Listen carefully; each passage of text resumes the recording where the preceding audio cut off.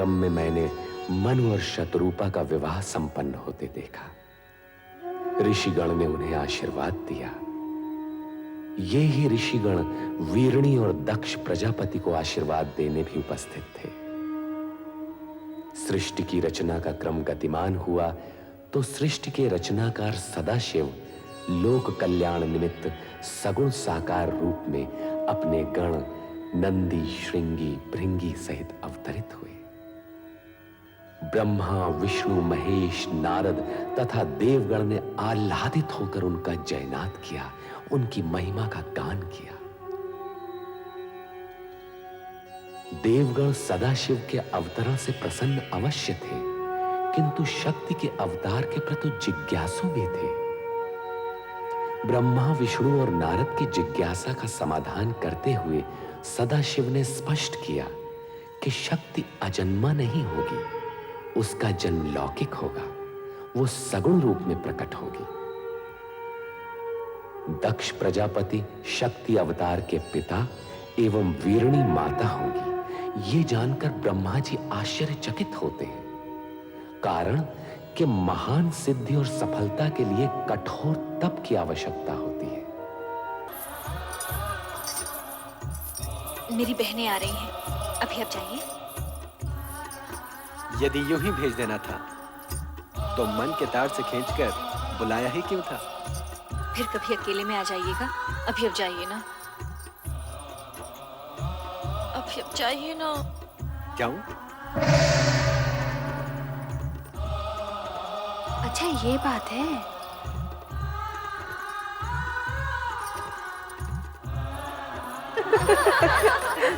किससे बातें कर रही थी रति? किसी से भी नहीं।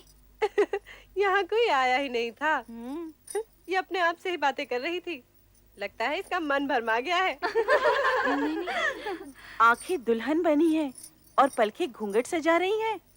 अधरों पर नहीं नहीं और मन में हाँ हाँ। अपने प्रियतम को यहाँ बुलाकर उसे अपने मन का हाल सुनाकर कहती है यहाँ कोई आया ही नहीं। बताओ ना रति, कौन था वो जो तुम्हारे हृदय को शीतल पवन की तरह स्पर्श कर आनंदित कर गया? बोल ना रति, कौन था वो जिसके मिलन से तेरे मुख की लालिमा और भी चमक उठी? बोलो ना, कौन था वो जो तुम्हारी चंचल चितवन और मादक मुस्कान के आकर्षण में बंधा यहाँ तक चलाया था? वो कौन था, कहाँ से आया था, मैं कुछ भी नहीं जानती। ओहो, परंतु उसके आगमन से जो मुझे आनंद की अनुभूति हुई है वो मैं नहीं बताने वाली। अच्छा, तो फिर हमें ही पता लगाना होगा कि वो था कौन।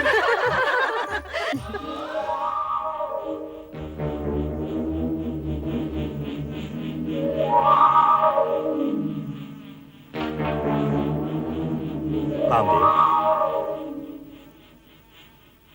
प्रिय पुत्र कामदेव। प्रणाम पिताश्री ब्रह्मदेव। आयुष्मान भव। किस ओर से आगमन हुआ और किस ओर प्रस्थान कर रहे हो? मैं तो ऐसे ही आकाश में भ्रमण कर रहा था परमपिता। ऐसा लगता है तुम दक्ष प्रजापति के महल से होकर आ रहे हो। क्या कह रहे हैं परमपिता? क्या तुम्हारी यही कामना नहीं है? चलो मेरे साथ। अब तुम्हारा रति से अधिक समय दूर रहना उचित नहीं है। आओ कामदेव।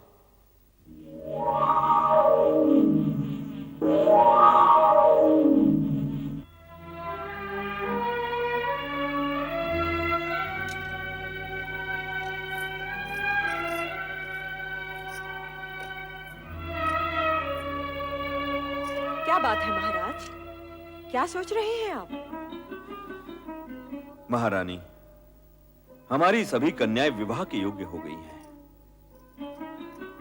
उनके लिए योग्य वरों का चयन करना किसी समस्या से कम नहीं।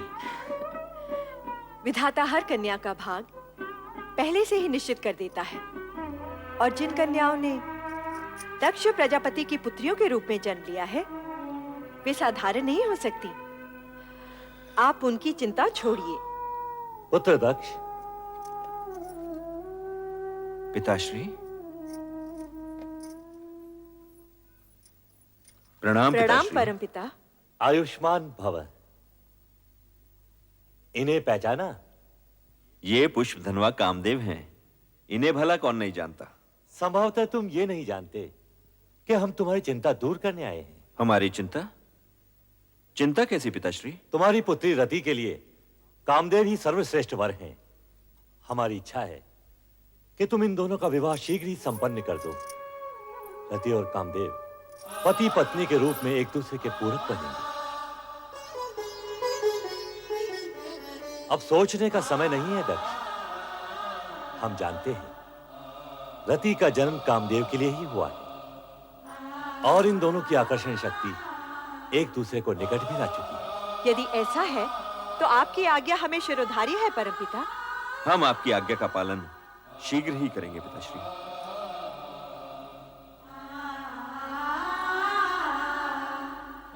तो फिर मुझे आज्ञा दें परमपिता। अवश्य कामदेव, तुम्हारे शुभ विवाह का मुहूर्त शीघ्र ही निश्चित होगा।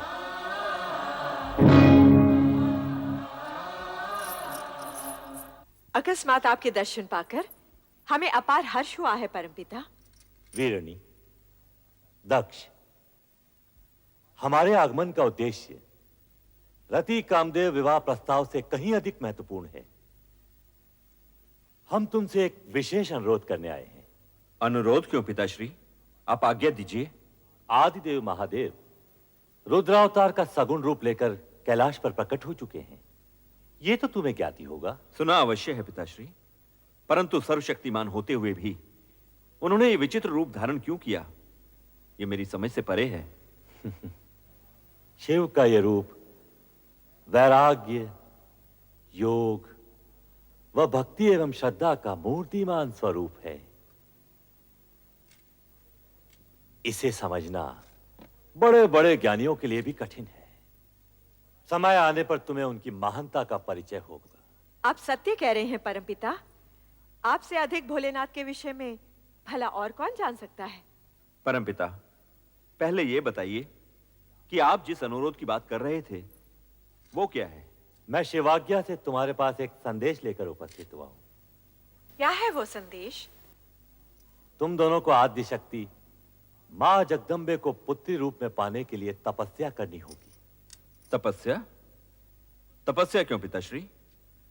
यदि शक्ति माता को हमारे यहां पुत्री रूप में जन्म लेने की इच्छा है तो वे उसी रूप में प्रकट होंगी। उसके लिए तपस्या की क्या आवश्यकता है? मैं भी यही सोच रही हूँ। हमारी इतनी कन्याओं की तरह वो भी जन्म ले लेंगी। वे अन्य कन्याओं की तरह सामान्य कन्या नहीं होंगी। तपस्या करके उन्हें प्रसन्न किए बिना उनकी प्राप्ति असंभव है। यह न भूलो कि शक्ति के सगुण अवतार के माता पिता बनने का श्रेय और गौरव तुम दोनों को ही प्राप्त होगा, यह निश्चित है। इसलिए इस शिवाज्ञा को शीघ्र स्वीकार करके शक्ति आराधना प्रारंभ करो। जैसी आपकी आज्ञा। रति कामदेव के विवाह के पश्चात सर्वप्रथम हम आप ही की आज्ञा का पालन करेंगे पिताश्री। तुम्हारा कल्याण हो वत्स दक्ष और वधु वीरनी। महारानी, पिताश्री की इच्छा अनुसार हमें शीघ्र ही रति कामदेव का विवाह संपन्न कर देना चाहिए। करचरण कृतं वा कायजं कर्मजं वा श्रवणनयनजं वा मानसं वा पराधं विहितम्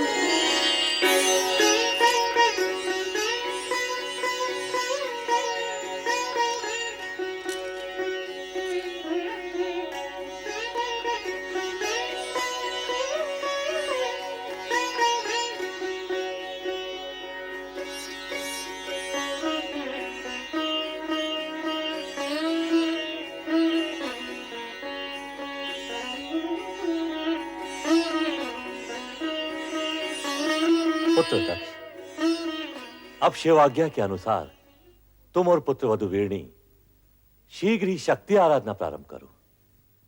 जो आज्ञा। ओम ऐं ह्रीं नमः। ओम ऐं ह्रीं क्लीं चामुण्डायै विद्महे नमः। ओम ऐं ह्रीं क्लीं चामुण्डायै विद्महे नमः। ओम ऐं ह्रीं क्लीं चामुण्डायै विद्महे नमः। ओम ऐं ह्रीं क्लीं चामुण्डायै विद्महे नमः। ओम ऐं ह्रीं क्लीं चामुण्डायै विद्महे नमः। ओम ऐं ह्रीं क्लीं चामुण्डायै विद्महे नमः। ओम ऐं ह्रीं क्लीं चामुण्डायै विद्महे नमः। ओम ऐं ह्रीं क्लीं चामुण्डायै विद्महे नमः। ओम ऐं ह्रीं क्लीं चामुण्डायै विद्महे नमः। ओम ऐं ह्रीं क्लीं चामुण्डायै विद्महे नमः। ओम ऐं ह्रीं क्लीं चामुण्डायै विद्महे नमः। ओम ऐं ह्रीं क्लीं चामुण्डायै विद्महे नमः। ओम ऐं ह्रीं क्लीं चामुण्डायै विद्महे नमः।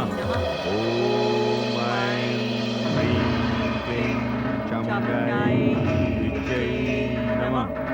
ओम ऐं ह्रीं क्लीं चामुण्डायै विद्महे नमः। ओम ऐं ह्रीं क्लीं चामुण्डायै विद्महे नमः। ओम ऐं ह्रीं क्लीं चामुण्डायै विद्महे नमः। ओम ऐं ह्रीं क्लीं चामुण्डायै विद्महे नमः। ओम ऐं ह्रीं क्लीं चामुण्डायै विद्महे नमः। ओम ऐं ह्रीं क्लीं चामुण्डायै विद्महे नमः। ओम ऐं ह्रीं क्लीं चामुण्डायै विद्महे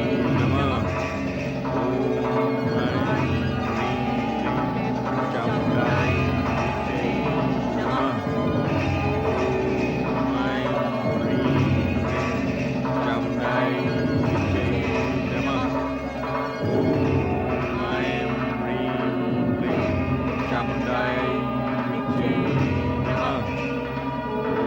ओम ऐं ह्रीं क्लीं चामुण्डायै विद्महे नमः।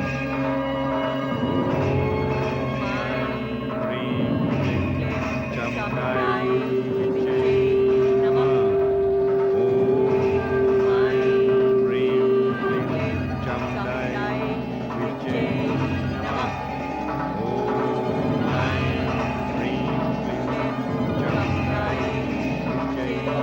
नमः। ओम ऐं ह्रीं क्लीं चामुण्डायै विद्महे नमः।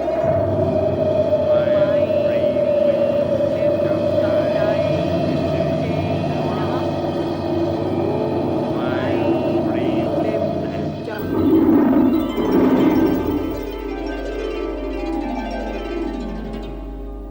दक्ष प्रजापति, महारानी वीरणी,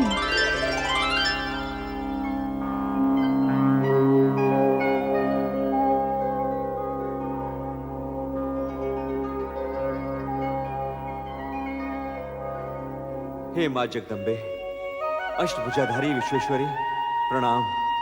देवी शक्ति, आपके दर्शन पाकर हम धन्य हो गए। तुम्हारी भक्ति आराधना सफल हुई प्रजापति दक्ष। महारानी वीरणी, मैं तुमसे प्रसन्न हूँ, वर मांगो। माँ, आप तो साक्षात शक्ति है माँ जगदम्बे।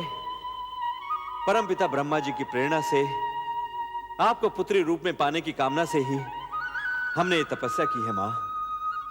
हमारी ये कामना पूर्ण करें माँ, हमारी ये कामना पूर्ण करें। मेरी कोख से जन्म लेकर हमें माता पिता होने का गौरव प्रदान करें, हमारी इच्छा पूर्ण करें। आदि शक्ति विश्वेश्वरी। तथास्तु। परंतु मेरा इस प्रकार शक्ति रूप में प्रकट होना शीघ्र ही आपकी स्मृति से ओझल हो जाएगा। ये किस लिए माँ? आप दोनों को ये स्मृति नहीं रहेगी कि मैंने आपकी पुत्री के रूप में जन्म लेने का वरदान दिया है। ऐसा क्यों मां सर्वेश्वरी? इस कारण कि मेरे जन्म के पश्चात आप मुझे साधारण कन्या समझकर उसी प्रकार स्वाभाविक व्यवहार करें जिस प्रकार सामान्य माता-पिता अपनी पुत्री से करते हैं। ये किस लिए माँ? हर प्रयोजन बताया नहीं जाता महारानी वीरणी।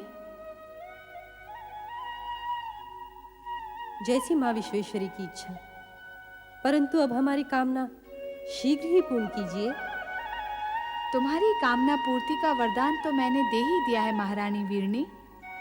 कल्याण हो। जय हो मां आदिशक्ति जगदम्बे, जय हो मां। जय हो।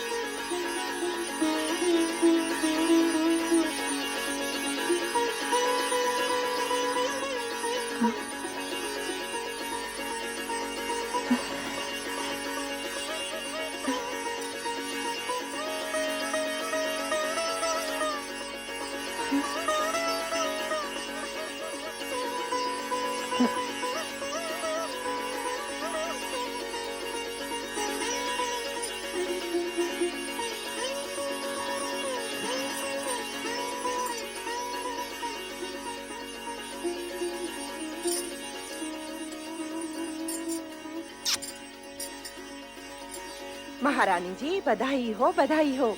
आपके यहाँ एक तेजस्विनी कन्या ने जन्म लिया है। बधाई हो महारानी जी। चलो। राजकुमारी जी, आप लोगों को भी बहुत बहुत बधाई हो। ये शुभ समाचार जाके महाराज को सुनाते हैं। चलो चलो, चलो। माताश्री, आज का दिन हम सबके लिए बड़ी प्रसन्नता का दिन है। बधाई हो महाराज, बधाई हो। महारानी वीरनी ने एक दिव्य कन्या को जन्म दिया है। कन्या के प्रकट होते ही सारे महल में उसकी ज्योति फैल गई। तेजस्वी कन्या ने जन्म लिया है महाराज। ये शुभ समाचार सुनकर हम धन्य हुए। सुलेखा, ये लो अपना पारितोषिक। मंगला, तुम भी लो। धन्यवाद महाराज। बधाई हो महाराज, बधाई हो। ये लो, तुम भी लो। आज का दिन हमारे लिए अत्यंत ही हर्ष और उल्लास का दिन है। नारायण नारायण। अभिनंदन राजन, दिव्य कन्या के जन्म के क्षण पर बधाई हो। देवऋषि, आश्चर्य है, आप सही समय पर पधारे। नारायण नारायण। आश्चर्य कैसा राजन, दिव्य कन्या के जन्म का क्षण ही हमें यहाँ खींच लाया है। क्या कन्या दर्शन के लिए आप व्यग्र नहीं हो रहे हो? हाँ, अवश्य। देवऋषि, आप भी पधारिए। आइए। नारायण नारायण नारायण। पिताश्री बधाई हो। बधाई हो, तुम सबको भी बधाई हो। आज का दिन अत्यंत मंगलमय है। जाओ सब मिलकर मंगल गीत गाओ और पूरे वातावरण को मंगलमय कर दो। देवियों आनंद करो देवियों। ये लो। प्रणाम। नारायण नारायण। दर्शन पाकर आंखें धन्य हुई।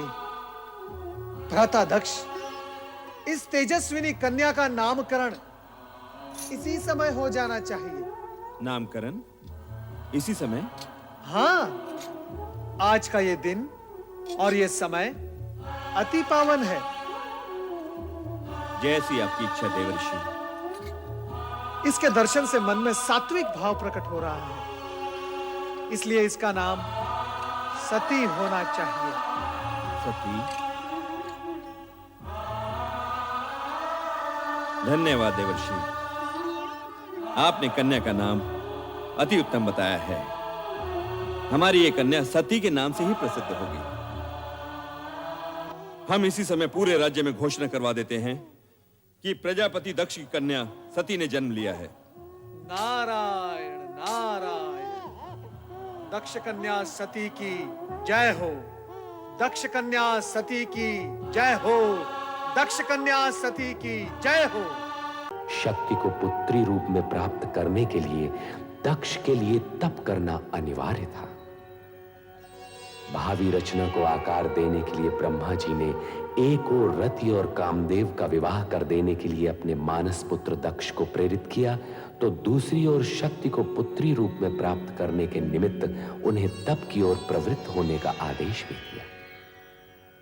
पिता का आदेश मानकर प्रजापति दक्ष अपनी पत्नी वीरणी सहित शक्ति की साधना में संलग्न हो गए। तपस्या फलित हुई और शक्ति ने प्रकट होकर उनके यहां पुत्री रूप में जन्म लेने का आश्वासन दिया। साथ ही सावधान भी कर दिया कि उनके जन्म के पश्चात उन्हें शक्ति रूप में नहीं, पुत्री रूप में स्वीकार कर उसी के अनुसार आचरण करें। अपने वचन और वरदान के अनुसार शक्ति ने सती के रूप में वीरणी के गर्भ से जन्म लिया। इस तेजस्वी कन्या के जन्म से संपूर्ण राजभवन में हर्ष और प्रसन्नता का सागर उमड़ पड़ा। त्रिकालदर्शी और तीनों लोकों में निरंतर भ्रमण करने वाले नारद नारायण का नाद करते हुए शक्ति स्वरूपा कन्या के दर्शन का लाभ लेने दक्ष के भवन में आ पहुंचे। नारद ने कन्या का नामकरण किया और उसे सती नाम से पुकारा। वीरणी ने वात्सल्य भाव से गदगद होकर अपनी नवजात कन्या को देखा। महारानी जी, हमारी सती कितनी तेजस्विनी दिखती है। मन करता है इसे देखते ही रहें। इसके सुंदर मुख से आंखें हटती ही नहीं।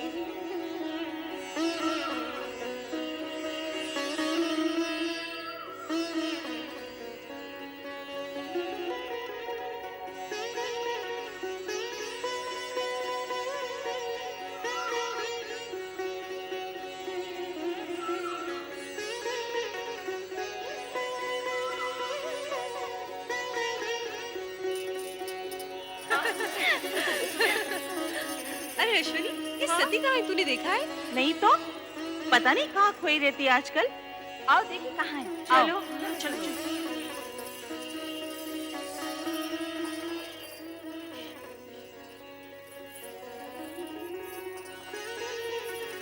कौन? यही तो हम सब पूछना चाहती हैं सती, कि कौन है वो जिसके ध्यान में तुम हर समय मग्न रहती हो? मैं स्वयं नहीं जानती रोहिणी। पता नहीं कौन है वो जिसके रूपाकार को देखने की उत्सुकता में मेरा मन सदा खोया रहता है। ये तो बहुत गंभीर समस्या है रोहिणी। सचमुच गंभीर समस्या है। अरे जब उस पुरुष का ही पता नहीं तो उसका रूपाकार कैसे दिखेगा? हाँ हाँ, अब तो पिताश्री दक्ष प्रजापति से निवेदन करना ही होगा कि हमारी सती का स्वयंवर रचा दें। सभी प्रकार के उत्तम पुरुष सती के सामने आकर खड़े हो जाएंगे। अच्छा सती, तेरी ना को हाँ करने के लिए हम सब पिताश्री से प्रार्थना करेंगे कि तेरा विवाह पिताश्री उसी छवि से करा दें जो तेरे हृदय में बसी है।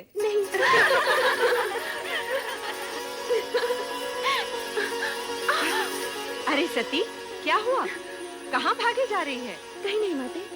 अरे कहीं नहीं। सती, इतनी बड़ी हो गई फिर भी बचपना नहीं गया।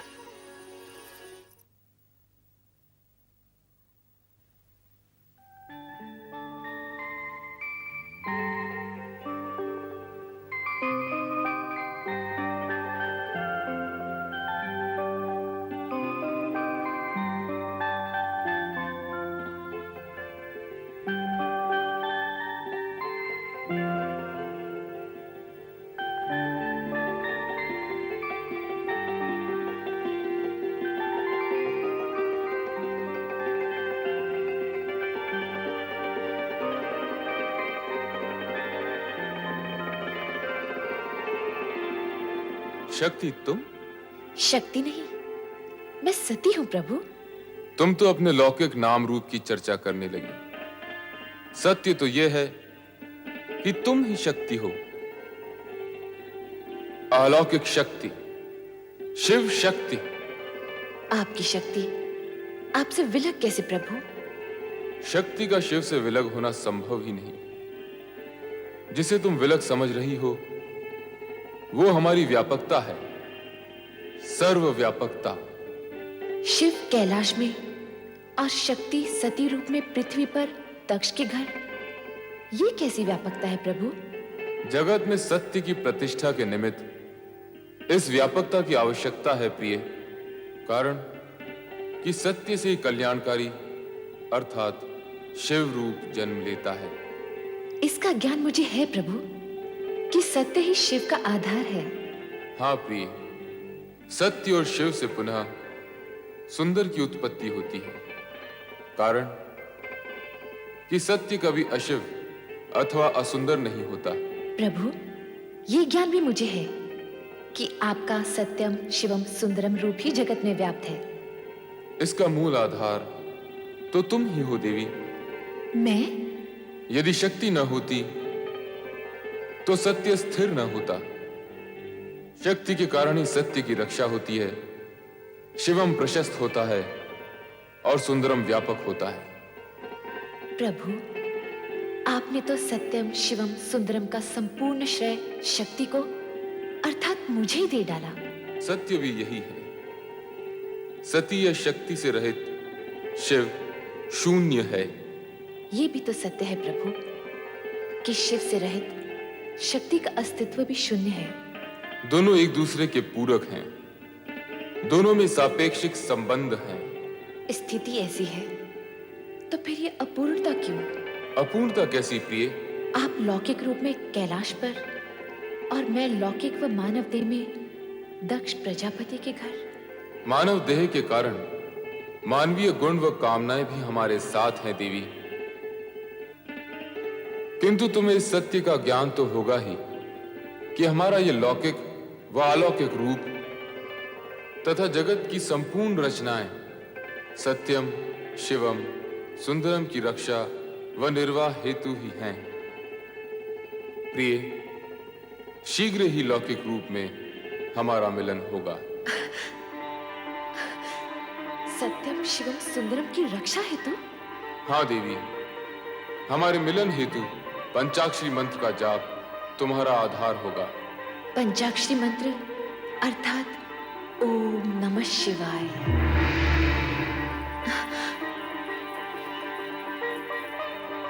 ओम नमः शिवाय।